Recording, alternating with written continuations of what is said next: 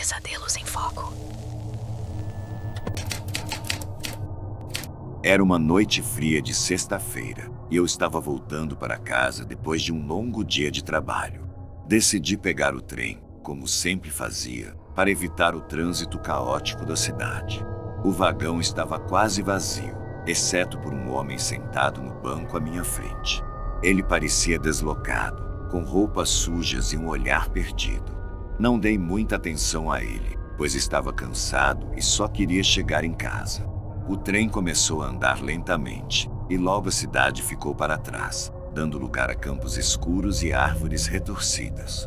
O ambiente dentro do vagão parecia ficar mais pesado, e uma sensação estranha começou a me invadir. O homem à minha frente me observava fixamente, seus olhos penetrantes me deixando desconfortável. Tentei ignorá-lo, mas algo me dizia que havia algo errado. De repente, o trem parou bruscamente, fazendo todos os passageiros se desequilibrarem. As luzes piscaram e apagaram, deixando-nos na escuridão total. Um silêncio absoluto tomou conta do ambiente, quebrado apenas pelo som de respirações nervosas. O homem levantou-se lentamente e começou a caminhar em minha direção. Seu rosto estava pálido e sua expressão era vazia, como se estivesse em transe. Antes que eu pudesse reagir, ele parou bem na minha frente e sussurrou: "Você não deveria estar aqui." Suas palavras ecoaram em minha mente, causando-me um calafrio. Nesse momento, as luzes se acenderam novamente, e o trem retomou seu movimento, como se nada tivesse acontecido. O homem havia desaparecido, deixando-me sozinho e atordoado. Cheguei em casa com a sensação de que algo havia mudado. Nos dias seguintes, comecei a ter pesadelos recorrentes com o homem do trem. Ele aparecia em meus sonhos, sempre dizendo as mesmas palavras: "Você não deveria estar aqui." A sensação de terror era tão real que, ao acordar, meu corpo estava coberto de suor frio. Decidi investigar o que havia acontecido naquela noite. Descobri que o trem que eu havia pegado naquela sexta-feira havia descarrilado anos antes, causando a morte de todos os passageiros. A notícia dizia que o acidente foi inexplicável, sem falhas mecânicas ou erro humano. Muitos acreditavam que o trem estava amaldiçoado. A cada dia, os pesadelos se intensificavam, e comecei a ver o homem em lugares inesperados, na rua, em lojas, até mesmo em reflexos de espelhos. Ele sempre me observava, com os mesmos olhos penetrantes, dizendo: "Você não deveria estar aqui." Uma noite, desesperado para entender o que estava acontecendo, fui até a estação onde o trem havia descarrilado. Lá, encontrei um velho homem que parecia saber sobre o que havia acontecido. Ele me contou que o homem que eu vi era uma alma perdida, vítima do acidente, que agora vagava entre os vivos, tentando alertar aqueles que, como eu, pegavam o trem amaldiçoado. Ele me disse que a única maneira de me livrar da presença do homem era retornar ao local do acidente e pedir perdão, não para ele, mas para as almas que haviam partido naquele dia. Sem outra opção, fiz o que me foi dito. No dia seguinte, voltei à estação e, com o coração pesado, pedi perdão às almas perdidas. Quando terminei, uma sensação de alívio tomou conta de mim, e pela primeira vez em semanas, senti paz. Nunca mais vi o homem do trem. Mas sempre que passo pela estação, sinto uma presença ao meu lado, como se ele estivesse me observando, agradecido por finalmente ter encontrado a paz. Sempre fui cético em relação a histórias sobrenaturais. Cresci em uma família que valorizava a razão e a ciência acima de tudo. No entanto, uma experiência inesperada mudou minha perspectiva para sempre.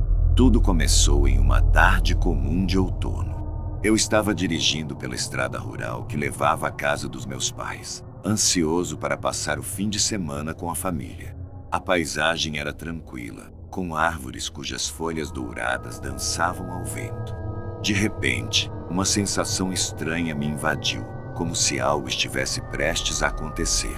Tentei ignorar, atribuindo ao estresse do trabalho. Ao fazer uma curva acentuada, perdi o controle do veículo. O carro derrapou na pista molhada e, antes que pudesse reagir, colidiu violentamente contra uma árvore. Tudo ficou escuro. Quando recobrei a consciência, percebi que estava em um ambiente completamente diferente. Não havia dor, nem desconforto. Em vez disso, sentia uma paz indescritível. À minha frente, uma porta luminosa se abriu, revelando um campo vasto e sereno, banhado por uma luz suave. Flores coloridas balançavam ao vento, e uma sensação de calor e acolhimento me envolvia. Caminhei em direção à porta, atraído pela beleza do lugar. À medida que me aproximava, uma figura familiar apareceu, minha avó, que falecera anos antes. Ela sorriu calorosamente e estendeu a mão. "Bem-vindo, querido", disse ela com uma voz suave. "Este é um lugar de paz e amor. Não tenha medo." Antes que eu pudesse responder, uma sensação de urgência me invadiu. Olhei para trás e vi uma sombra escuríssima se aproximando rapidamente, engolindo tudo em seu caminho. A sombra parecia viva, pulsante, e emitia um som ensurdecedor, como um rugido distante. Minha avó olhou-me com preocupação. "Você precisa voltar. Não é seu momento ainda." Sem entender completamente, comecei a correr em direção à sombra, sentindo uma necessidade desesperada de impedir que ela consumisse tudo. Quando a sombra me alcançou, senti uma dor intensa, como se estivesse sendo dilacerado por dentro. Gritei, mas nenhum som saiu. Então, tudo ficou escuro novamente. Acordei no hospital, cercado por médicos e enfermeiros que trabalhavam freneticamente para estabilizar minha condição. Descobri que, devido ao impacto do acidente, meu coração parou por alguns minutos, e os médicos haviam lutado para me reanimar. Minha experiência além do véu deixou uma marca indelével em minha alma. Embora cético, agora acredito que há algo além desta vida, algo que transcende nossa compreensão. A sombra que encontrei naquele lugar permanece comigo, um lembrete de que nem tudo é o que parece, e que há mistérios que talvez nunca possamos desvendar completamente. Sempre fui apaixonado por mergulho. Há algo de hipnotizante no silêncio do fundo do mar, a maneira como o mundo parece se calar quando estamos submersos. Já explorei recifes, cavernas e destroços antigos, mas nenhuma experiência se compara ao que vivi em uma expedição no litoral da Noruega, há 2 anos. Era para ser apenas mais uma viagem, um grupo seleto de mergulhadores experientes, explorando os restos de um navio alemão afundado na Segunda Guerra Mundial. O Stalmeer repousava a 38 metros de profundidade, em uma área conhecida tanto por sua beleza quanto pelos estranhos relatos que cercavam a embarcação. Alguns locais diziam que o navio estava vivo, que ouvia-se sons de passos metálicos vindos de dentro, como se alguém ainda estivesse patrulhando seus corredores enferrujados. É claro que ninguém acreditava nisso. Nós éramos homens e mulheres da ciência, e a ideia de fantasmas submarinos parecia mais um conto para turistas do que algo digno de atenção. Mas quando mergulhei naquela manhã gelada, tudo o que pensava saber sobre a realidade começou a desmoronar. Logo ao descer, percebi que havia algo diferente. A água parecia mais escura do que o normal, mesmo com os feixes de luz atravessando minha lanterna de alta potência. Era como se a escuridão absorvesse a claridade. Um som estranho começou a vibrar no comunicador, uma espécie de zumbido baixo, que ninguém da equipe conseguia explicar. Assumimos interferência. Seguimos. O casco do Stalmeer surgiu como uma sombra gigantesca à nossa frente. Mergulhadores experientes sabem reconhecer quando algo está errado. E naquela hora, mesmo sem nenhum motivo lógico, todos sentimos. Alguns hesitaram, mas seguimos o plano. Entrei por uma das aberturas na lateral do navio. Dentro, tudo era desolador. Compartimentos destruídos, destroços flutuando, e um silêncio cortante. Até que ouvi algo. Um som metálico. Passos. Lentamente. No ritmo de uma patrulha. Meu sangue gelou. Chamei pelos outros no comunicador, mas ninguém respondeu. Verifiquei meu equipamento. Tudo funcionando. Girei a cabeça, apontando a lanterna para trás, esperando ver um dos membros da equipe. Nada. Só o corredor escuro, vazio. E os passos, se aproximando. Comecei a nadar rápido para sair do navio, mas as passagens pareciam ter mudado. O corredor que levaria à saída agora estava obstruído. Virei para outro lado, também bloqueado. Era como se o navio estivesse se reconfigurando, me prendendo. Foi quando vi ele, um homem, usando o uniforme da marinha nazista, parado no final do corredor. Seu rosto era parcialmente escondido por uma máscara de gás antiga, mas seus olhos, mortos e ainda assim furiosos, brilhavam com uma luz amarelada. Ele levantou uma das mãos e apontou direto para mim.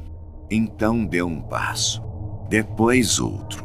O pânico me dominou. Comecei a nadar em qualquer direção possível.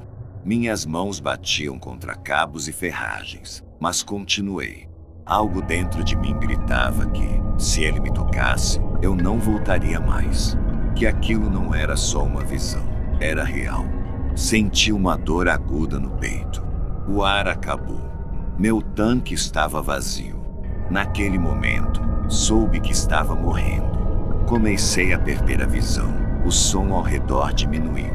Mas antes que tudo apagasse, ouvi uma voz, como um sussurro dentro da água. Você não deveria ter descido aqui. Acordei no barco. Estavam fazendo massagem cardíaca em mim. Dizem que estive sem pulso por quase 3 minutos. Fui o único da equipe a ter uma emergência. Os outros não viram nada. Nenhuma figura, nenhum corredor trancado. Só eu. Demorei semanas para me recuperar e nunca mais mergulhei. Mas às vezes, quando o ambiente está silencioso, ainda escuto aqueles passos metálicos, lentos. E à noite, sonho com um Stalmeyer. Sempre da mesma forma, estou preso dentro dele, afundando mais e mais, e os olhos amarelos brilham na escuridão. Tudo começou numa terça-feira qualquer.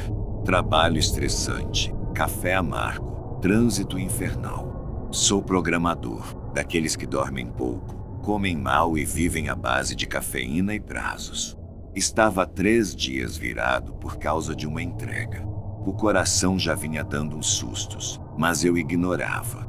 É ansiedade, eu dizia. Mas naquela tarde, o corpo me cobrou com juros e correção.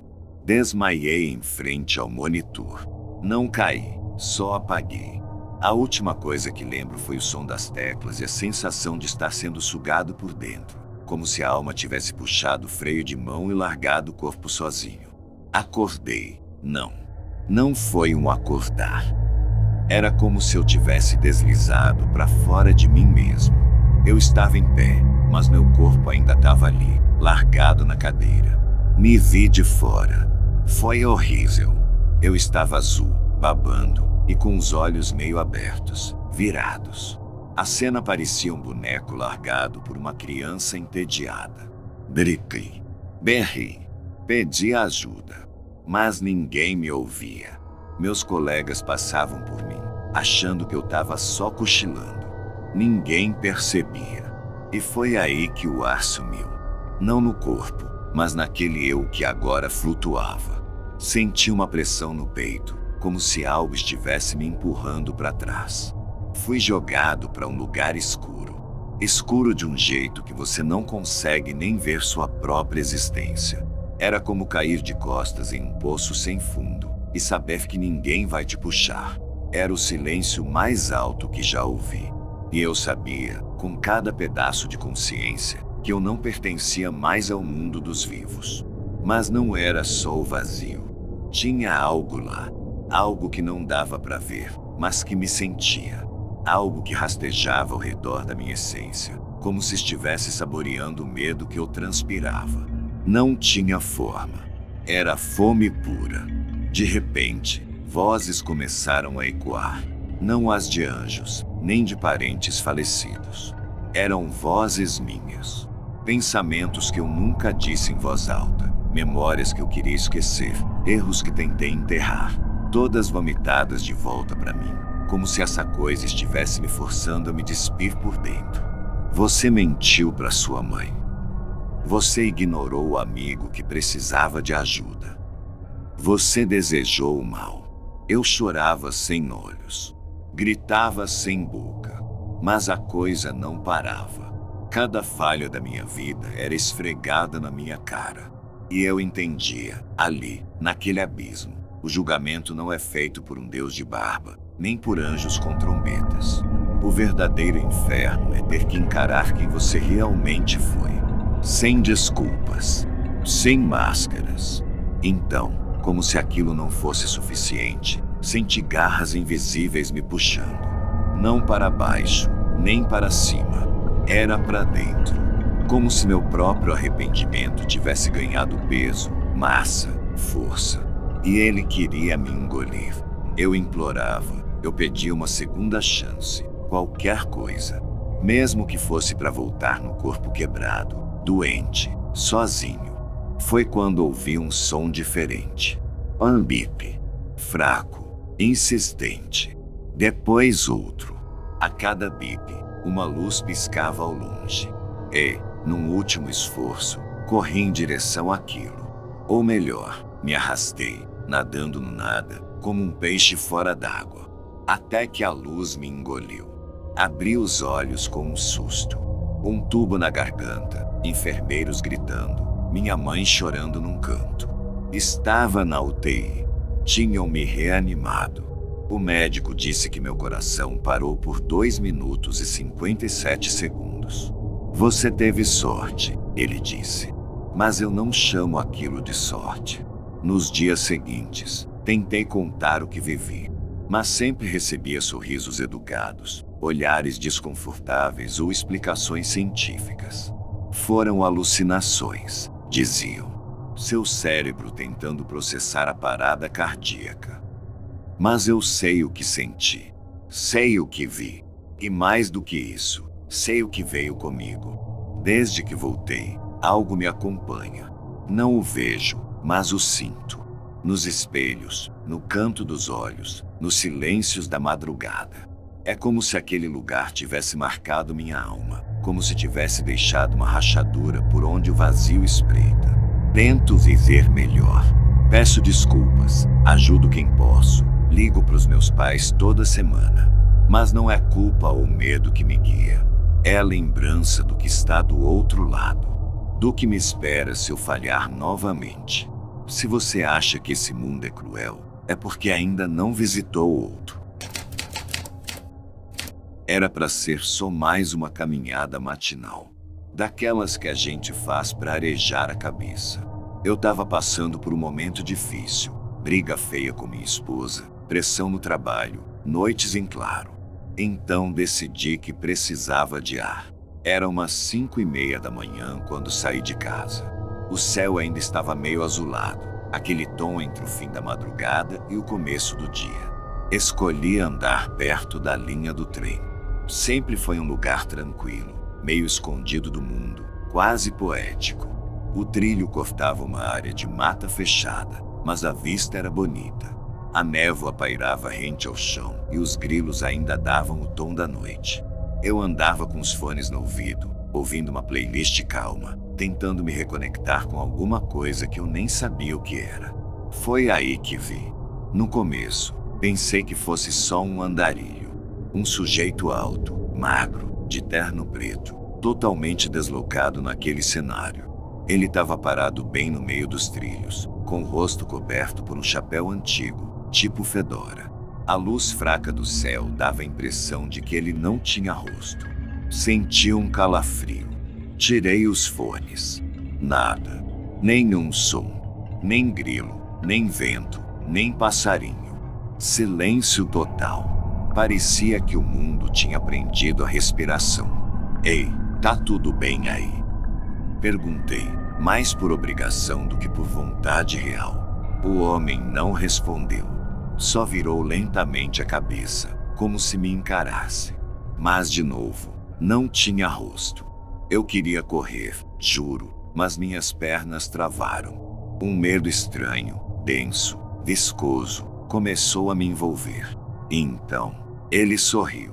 Não com a boca, porque ele não tinha uma, mas com o corpo inteiro. O ar ao redor dele pareceu se curvar para dentro, como se a própria realidade tivesse se encolhendo de pavor. De repente, tudo escureceu. Sem transição, sem aviso, como se alguém tivesse apagado o mundo com o interruptor. Quando acordei, estava deitado no meio do mato, do lado do trilho. O sol já estava alto. Meu relógio tinha parado às 5h57. E aí começou a parte que realmente me deixou sem chão. Fui até uma estação próxima para pedir ajuda, meio atordoado ainda, e o guarda que me atendeu me olhou com um misto de surpresa e pavor. Você é o cara que caiu nos trilhos ontem, né?